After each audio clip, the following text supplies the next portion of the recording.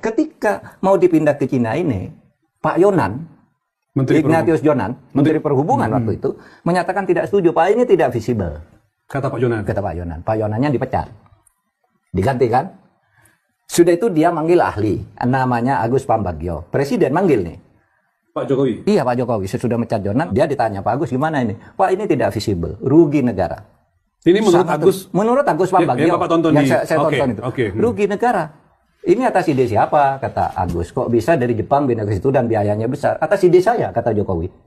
Kata Presiden. Atas ide saya sendiri. Gitu. Ya sudah, kalau sudah ide Bapak, mau jadi kebijakan, kita nggak bisa apa-apa. Pergi si Agus. Ternyata sekarang nggak mampu bayar. Dan tidak mau bayar Purbaya. Menurut saya benar Purbaya. Gitu. Karena apa, Mas? Ini masalahnya sangat memberatkan bangsa. Kita membangun itu menghilangkan pembangunan untuk rakyat yang lain kan. Hanya disedot untuk ini gitu. Nah, apa akibatnya kalau misalnya bayar satu pilot? Dipilotkan.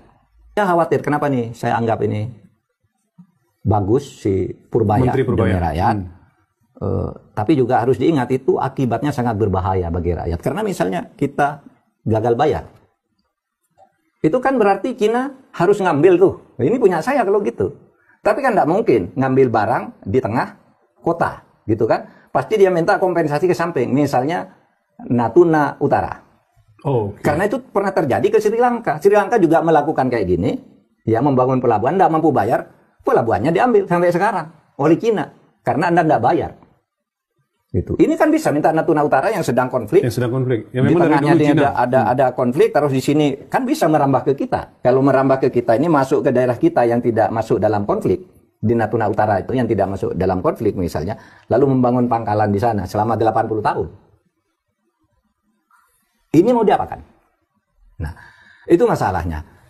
Jadi betul Pak Purbaya, Anda didukung oleh rakyat, jangan bayar WUS. Dengan APBN? Selidik, iya, jangan bayar WUS dengan APBN. Kemudian carikan jalan keluar agar tidak disita karena pilot atau karena apa. Tetapi masalahnya selesaikan secara hukum agar tidak terjadi lagi kepada anak bangsa kita. Karena kalau betul nanti sampai misalnya Natuna Utara diambil. Ini kekhawatiran Pak Mahfud ya, jangan sampai itu terjadi. Iya, atau satu wilayah diminta sebagai kompensasi. Itu adalah pelanggaran terhadap ideologi dan konstitusi. Karena di dalam tujuan negara kita dari konstitusi itu melindungi segenap bangsa dan seluruh tumpah darah Indonesia. Kalau sampai ada satu wilayah diambil karena kita tidak punya bayar dan karena kelalaian kita dalam itu, berarti 1 meter tanah pun diambil negara asing itu melanggar konstitusi.